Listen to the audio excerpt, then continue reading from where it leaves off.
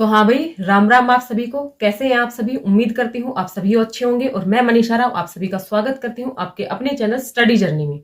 देखिए फ्रेंड्स, आपका एचटेट का एग्जाम ओवर हो चुका है और अब मैं उम्मीद करती हूँ आप सभी मूव ऑन कर चुके होंगे। आप सभी लोगों ने चंडीगढ़ पीजीटी का फॉर्म भी डाला होगा या फिर आप अपकमिंग वैकेंसी चंडीगढ़ टीजीटी की प्रिपरेशन कर रहे होंगे। तो ये आज की जो वीडियो रहेगी आपके चंडीगढ़ टीजीटी और चंडीगढ़ पीजीटी दोनों के लिए ही हेल्पफुल रहने वाली है। वीडियो को स्टार्ट करने से पहले मैं आप लोगों को एक छोटी सी बात डिस्कस जरूर करना चाहूंगी कि जो आपका एचटेट का जो कोर्ट केस था वो डिसमिस हो चुका है। उसके अंदर कोई भी आपका फर्दर सुनवाई नहीं होने वाली है, तो आप उसको भूल जाइएगा। मैं तो आपसे यही रिक्वेस्ट करूंगी, बाकी आप लोगों की मर्जी है, आप लोग बिल्कुल स्वतंत्र हैं, आप जो चाहें वो कर सकते हैं। ये वीडियो बनाने का मेरा मकसद चंडीगढ़ पीजीटी वालों के लिए है, जो चंडीगढ़ पीजीटी की सीरियसली तैयारी कर रहे हैं, उनको किस प्रकार से आगे प्रिपरेशन करनी है, वही सब बातें हम यहाँ पे डिस्कस करने वाले हैं। अब देखिए फ्रेंड्स, मैं आपको एक बात और क्लियर करना चाहती हूँ। जो आपका सीटेट का एग्जाम होता है और एचटेट का एग्जाम होता है, ये आपके ओनली क्वालिफाइंग होते हैं। तो इनको तो आप आराम से, आपको क्या करना होता है, 60% लेकर के आना होता है। लेकिन जिसकी मैं बात कर रही हूँ चंडीगढ़ पीजीटी की, चंडीगढ़ टीजीटी की, तो ये आपके क्वालिफाइंग एग्जाम नहीं है। यहाँ पर आपको मेरिट में आना है। जब आप मेरिट में आएंगे, सब बच्चों से अबव होंगे, तभी आपका सिलेक्शन हो पाएगा। चंडीगढ़ पीजीटी और टीजीटी के अंदर आपका कोई इंटरव्यू भी नहीं रखा गया है कि आप वहां पे अच्छा क्वालिफाई कर लेंगे। आपका सिर्फ एक एग्जाम है जो कि आपका ऑब्जेक्टिव बेस है। अगर ये एग्जाम आप क्वालिफाई कर लेते हैं तो आपको जॉब मिल जाएगी। तो चलिए फ्रेंड्स, स्टार्ट करते हैं। क्योंकि किसी भी एग्जाम को क्रैक करने से पहले हमें उसका सिलेबस अच्छे से पता होना चाहिए और उसके प्रीवियस ईयर हमारे हाथ में होने चाहिए। तो प्रीवियस ईयर के ऊपर भी आगे वीडियो में बात करेंगे। अभी मैं आपको सिलेबस से एक बार रूबरू करवा देती हूँ कि आपका जो सिलेबस है वो क्या कुछ है, कैसा आपका पैटर्न रहने वाला है और आपको किस प्रकार से प्रिपरेशन करनी है। तो देखिए, आपके सामने एक कॉमन सेक्शन होता है, एक आपका सब्जेक्ट स्पेसिफिक होता है।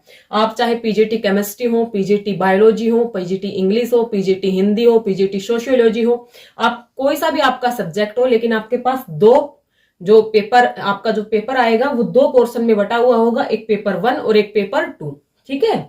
जो आपका कॉमन सेक्शन होगा उसका आपका 50% उसके मार्क्स रहेंगे, यानी 50% नहीं, सॉरी, 50 नंबर का आपका रहेगा कॉमन सेक्शन।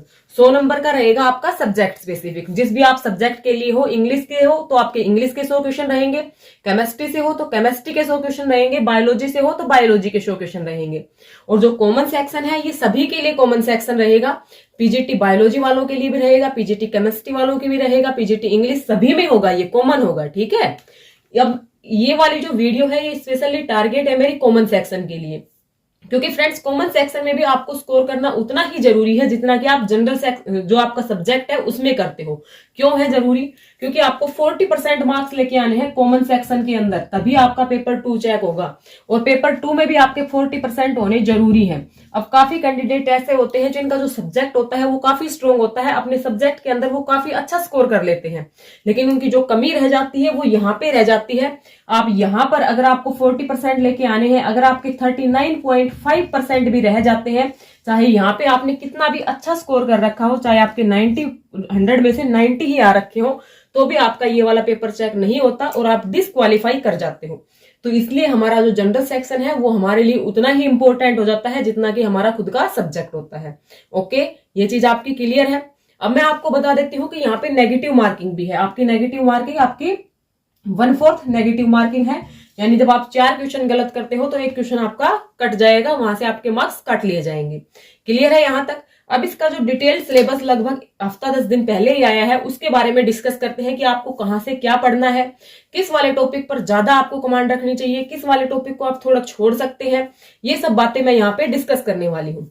तो देखिए, आप सभी लोग जानते होंगे, अगर नहीं जानते हैं तो अब जान जाएंगे आप कि आपके पास जो आपका जनरल सेक्शन होगा उसके अंदर भी 4 पार्ट होंगे आपके। कौन कौन से भाई? एक आपका general awareness and reasoning, second आपका ICT and teaching aptitude, third आपका अर्थमेटिकल न्यूमेरिकल एंड एबिलिटी, और फोर्थ में आपका रहेगा लैंग्वेज। लैंग्वेज के अंदर आपकी 3 लैंग्वेज पूछी जाएंगी, हिंदी, इंग्लिश और पंजाबी। तो ये जो 4 आपके साथ सेक्शन मैंने शेयर किए हैं, इनमें आपके जो 6-7 सब्जेक्ट बनते हैं, उनके पर्टिकुलर टॉपिक कौन कौन से हैं वो हम आगे डिस्कस करने वाले हैं। देखिए, जो आपका भाई जनरल अवेयरनेस एंड रीजनिंग है, तो अब इसका जो डिटेल्ड सिलेबस आया है, वैसे तो भाई पढ़ते रहो कुछ भी, लेकिन जो डिटेल्ड सिलेबस आता है उससे हमें पता लग जाता है कि हमें पर्टिकुलर कौन सा टॉपिक करना है और कौन सा नहीं करना है। तो जब जनरल अवेयरनेस की बात करते हैं तो यानी आपकी करंट भी आ जाती है और आपकी स्टैटिक भी आ जाती है। अब जो टॉपिक आपको दिए गए हैं आपको बोर्ड पर दिखाई भी दे रहा होगा, अदरवाइज आपको सुनकर भी पता लग जाएगा। History, polity, geography, child rights, current affairs, economic scenario, general policies, sports, ये सारे आपके जनरल अवेयरनेस एंड रीजनिंग के अंदर आपके टॉपिक्स हैं। साथ में रीजनिंग आपसे अलग से भी पूछी जाएगी, रीजनिंग का पर्टिकुलर जो सिलेबस है वो नहीं दिया गया है। तो यहां से आपको क्या पता लग रहा है भाई कि आपको कंप्लीट हिस्ट्री पढ़नी है, कंप्लीट पॉलिटी पढ़नी है, कंप्लीट ज्योग्राफी पढ़नी है, कंप्लीट आपको इकोनॉमिक सिनेरियो पढ़ना है, कंप्लीट आपको जनरल पॉलिसीज पढ़नी है। तो ये गलती आप लोग मत करना जो अभी मैं आपको बता रही हूं, क्योंकि आपको कंप्लीट हिस्ट्री नहीं पढ़नी है, कंप्लीट ज्योग्राफी नहीं पढ़नी है। क्यों नहीं पढ़नी है? देखिए, तैयारी तो सभी करते हैं, लेकिन पार कौन पाता है? जो एक स्मार्ट वे से चलता है। देखो आपके पास कितने मार्क्स है भाई? 12 मार्क्स का सारा आना है आपके पास, जनरल अवेयरनेस और रीजनिंग। उसके अंदर आप 6 मार्क्स मान के चलो भाई आपके रीजनिंग के, 6 मार्क्स आप मान के चलो आपके जनरल अवेयरनेस के। हो सकता है 1-2 मार्क्स इधर उधर हो जाए, हम एक जनरल आइडिया लेके चल रही हैं, ठीक है। अब देखिए, जो आपकी जनरल अवेयरनेस दे रखी है उसके अंदर अगर आप हिस्ट्री को पढ़ने लग जाओ, पॉलिटी को पढ़ने लग जाओ, ज्योग्राफी के पढ़ने लग जाओ, 1-1.5 साल लग जाएगी सारा सिलेबस कंप्लीट करने में। तो हमें ऐसी गलती नहीं करनी है। आपका देखो 6 मार्क्स की आपकी जनरल अवेयरनेस आने वाली है, तो इसके अंदर आपको मेनली फोकस किस पे करना है? करंट अफेयर पर। किस पे करना है? करंट अफेयर पर। क्योंकि फ्रेंड्स जहां पे अवेयरनेस आ जाती है वहां पे मतलब सीधा किससे होता है? करंट से। जो करंट से रिलेटेड जो स्टैटिक है वही एग्जाम में आता है। अब ये गलती मत करना कंप्लीट हिस्ट्री पढ़ने लगो, कंप्लीट पॉलिटी पढ़ने लगो, ऐसा मत करना। हाँ, ये करना कि जो करंट में जो इवेंट्स चल रहे हैं उनसे रिलेटेड स्टैटिक्स भी करते हुए चलना। आपके पास काफी यूट्यूब पे काफी आपके पास वीडियोज मिल जाती हैं, डेली बेसिस पर भी मिलती हैं। मैं आपको डेली बेसिस वाली सजेस्ट नहीं करूंगी, आप मंथ्स वाली के साथ जा सकते हैं या कोई मैगजीन ले सकते हैं जहां पे 1 मंथ की करवा रखी हो। आपको स्पोर्ट्स से रिलेटेड भी करने हैं, चाइल्ड राइट से रिलेटेड भी अगर कुछ आता है, एजुकेशन से रिलेटेड कोई भी करंट अफेयर्स होता है आपको तैयार करना है, ठीक है। तो ये काम करना है आपको भाई 6 नंबर के लिए जो मैंने बताया है उसके लिए। आपको कंप्लीट हिस्ट्री पॉलिटी नहीं पढ़नी है, सिर्फ सिलेक्टेड टॉपिक्स पढ़ने हैं। बाकी आपको जो करंट में जो चल रहा है, जो भी इवेंट्स चलते हैं उनसे रिलेटेड उनकी हिस्ट्री करनी होती है। ओके, क्लियर है यहां तक? अब देखिए फ्रेंड्स, रीजनिंग। अब रीजनिंग को तो आप जो भी टॉपिक लगभग आप कर ही लेते हो, लेकिन जो सिलेक्टेड टॉपिक्स हैं वो सभी कर लेना, क्योंकि ऐसा पर्टिकुलर रीजनिंग का दिया नहीं गया है। तो सिलोक्स वाला टॉपिक हो गया, ठीक है, स्टेटमेंट कंक्लूजन वाले जो टॉपिक्स होते हैं, वेन डायग्राम वाले टॉपिक्स होते हैं, डिस्टेंस डायरेक्शन वाले टॉपिक होते हैं, ब्लड रिलेशन वाला टॉपिक होता है। तो जनरल जो टॉपिक होते हैं उनकी आप एक बार प्रैक्टिस कर लेना, ठीक है।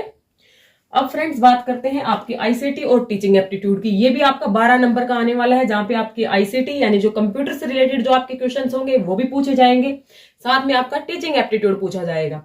तो देखिए, जो आईसीटी है इसके अंदर जो सिलेबस है हमें क्या दिया गया है? इंट्रोडक्शन ऑफ जीयूआई, जो ग्राफिक इंटरफेस वगैरह होती है उससे रिलेटेड आपको इंट्रोडक्शन पता होना चाहिए। साथ में एलिमेंट्स ऑफ वर्ड प्रोसेसिंग के बारे में पता होना चाहिए। स्प्रेडशीट वगैरह किस प्रकार बनाते हैं, मेकिंग स्मॉल प्रेजेंटेशन, आपको पीपीटी वगैरह से रिलेटेड नॉलेज होनी चाहिए, क्योंकि इससे रिलेटेड आप लोगों के कितने मार्क्स आने वाले हैं? 6 नंबर आने वाले हैं आईसीटी से रिलेटेड। इसी के साथ साथ आप जो बेसिक कंप्यूटर होता है, इनपुट आउटपुट डिवाइसेस क्या होती हैं, ठीक है, मॉनिटर इनपुट डिवाइसेस है, आउटपुट डिवाइसेस है, इस प्रकार के जो क्वेश्चंस होते हैं, रैम रोम से रिलेटेड, ईपी रोम क्या होता है, डबल ईपी रोम क्या होता है, ये सारे क्वेश्चंस भी आप लोगों के लिए इंपॉर्टेंट हो जाते हैं। ये सारे क्वेश्चंस भी आप लोगों को तैयार करने हैं।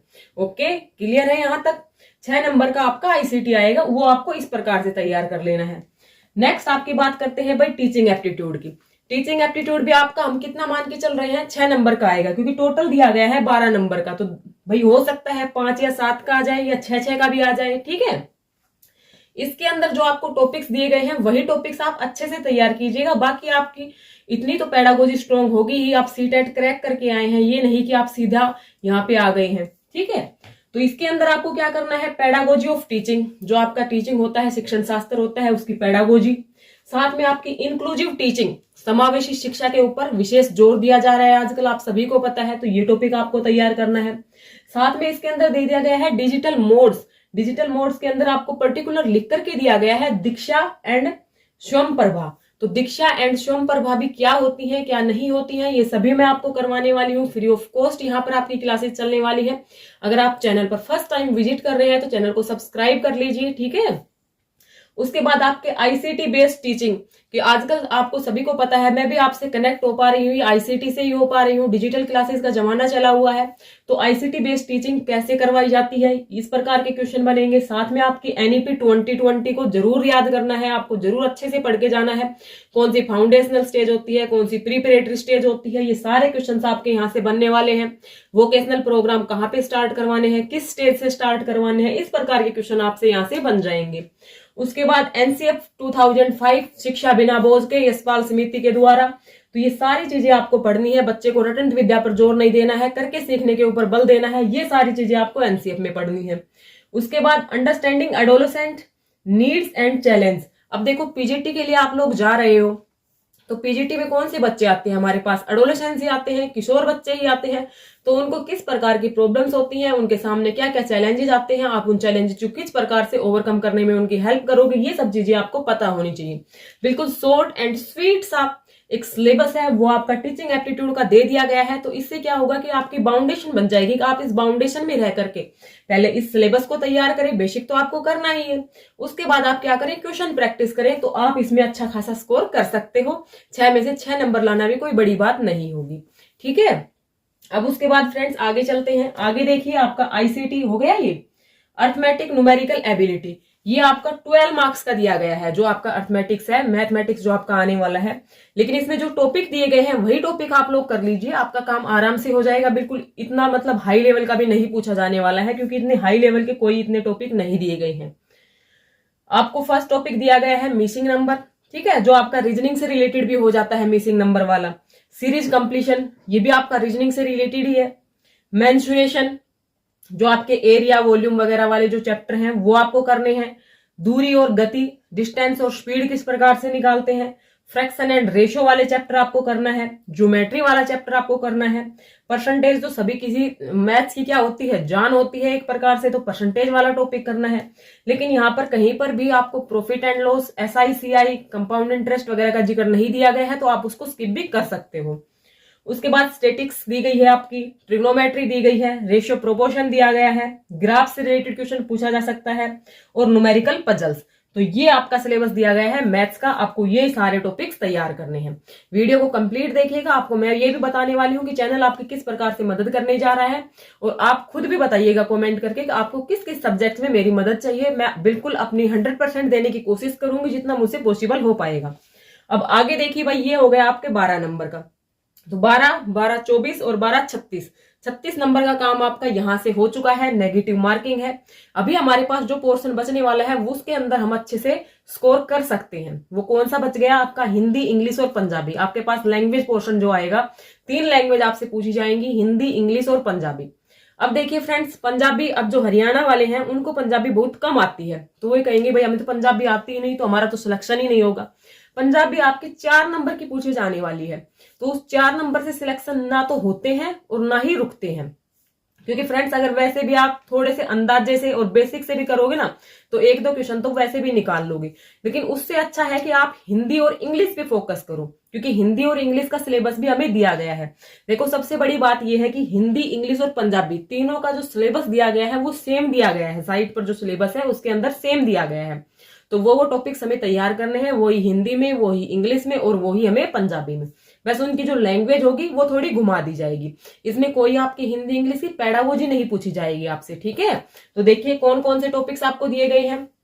1 वर्ड सब्स्टिट्यूट करने हैं आपको, ठीक है। अनेक शब्दों के लिए आपके एक शब्द जो होते हैं हिंदी के अंदर, ये करना है। पंजाबी में पंजाबी वाले समझ गए होंगे भाई मेरी तो पंजाबी 0 है, मुझे तो आती नहीं है। उसके बाद आपको सिनोम्स करने हैं, समानार्थी शब्द, पर्यायवाची शब्द, ठीक है। आपको क्या करने हैं भाई, होमोनिम्स करने हैं, एंटोनिम्स करने हैं, विपरीतार्थक जो शब्द होते हैं वो करने हैं। एरर डिटेक्शन आपसे पूछा जाएगा। तो अब देखो एरर को आप कब फाइंड आउट कर पाओगे, एक तो आपने सब्जेक्ट वर्ग एग्रीमेंट वाला जो टॉपिक पढ़ रखा हो तब कर पाओगे, या आपकी बेसिक जो ग्रामर है वो मजबूत हो, नाउन, प्रोनाउन, टेंस, वर्ब, इन सब चीजों की आपको नॉलेज हो, प्रीपोजिशन, कंजक्शन, तभी तो आप एरर फाइंड आउट कर पाओगे। नेक्स्ट है आपका वॉइस और नरेशन।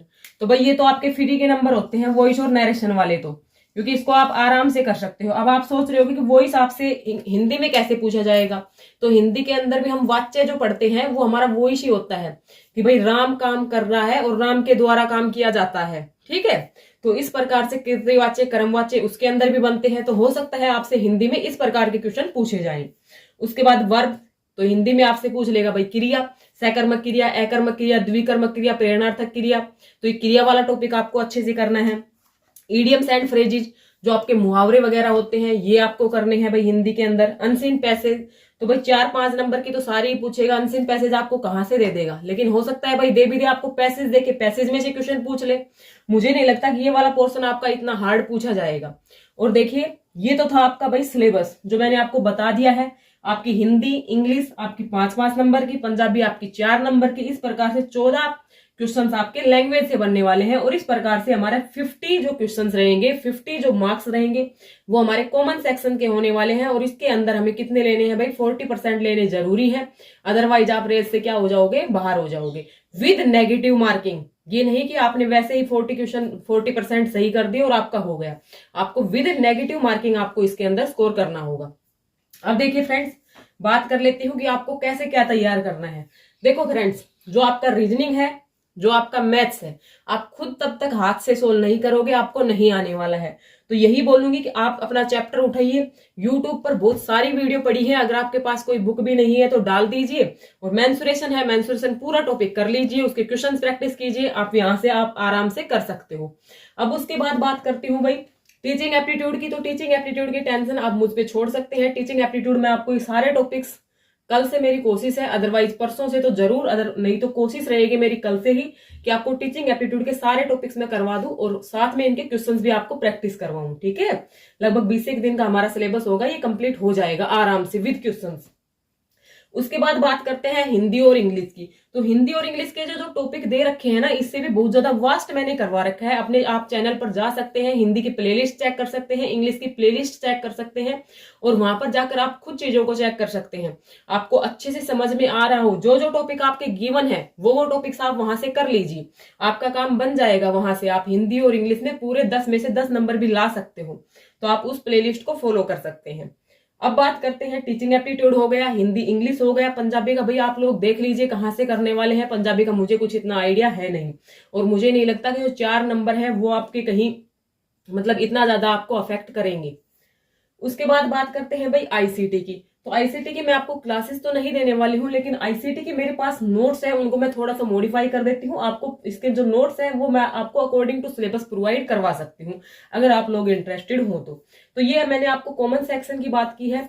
अब इसके बाद जनरल अवेयरनेस बच जाता है हमारा भाई, टीचिंग एप्टीट्यूड हो गया, हिंदी इंग्लिश हो गई, आईसीटी हो गया, आपका जो क्या बच गया, अब जनरल अवेयरनेस बच गया।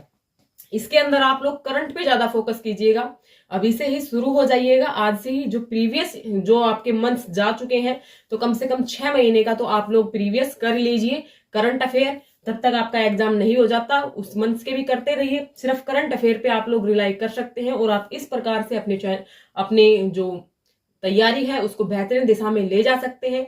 अगर आप लोग नोट्स के अंदर इंटरेस्टेड हैं तो आप लोग दिए गए नंबर पर मुझको व्हाट्सएप कर सकते हैं, आपको मैंने नंबर प्रोवाइड कर रखा है, आपको यहाँ से नोट्स मिल जाएंगे। एक मिनिमम प्राइस आपको जरूर पे करना पड़ेगा। तो आप लोग पूछते हैं कि भाई नोट्स आपके लिए फ्री है या पेड है, तो नोट्स आपके लिए पेड है। अगर आप लोग इंटरेस्टेड हैं नोट्स के अंदर तो ही आप लोग इसके ऊपर इंक्वायरी ले सकते हैं, अदरवाइज मैंने आपको बता दिया है टीचिंग एप्टीट्यूड की क्लासेस शुरू होने वाली है। हिंदी इंग्लिश का आपको फ्री कंटेंट मिल रहा है, नोट्स के अंदर भी इसी प्रकार से मिलेगा, टीचिंग एप्टीट्यूड मिल जाएगा, हिंदी मिल जाएगी, इंग्लिश मिल जाएगी, साथ में आप लोगों को कंप्यूटर के नोट्स मिल जाएंगे। और कोशिश करूंगी कि आपको जनरल अवेयरनेस भी मैं मंथ वाइज प्रोवाइड करवा पाऊं। तो ये जो आपको याद करने का काम है ये आपको नोट्स के फॉर्मेट में मिल सकता है। अगर आप लोग इंटरेस्टेड हो तो आप ले सकते हैं, अदरवाइज आपको वीडियो अच्छी लगी हो तो वीडियो को लाइक कीजिएगा, दूसरे लोगों के साथ शेयर कीजिएगा, ताकि मुझे भी मोटिवेशन मिल सके, और चैनल के साथ जुड़े रहिएगा। Thanks for watching me, thanks for watching this video.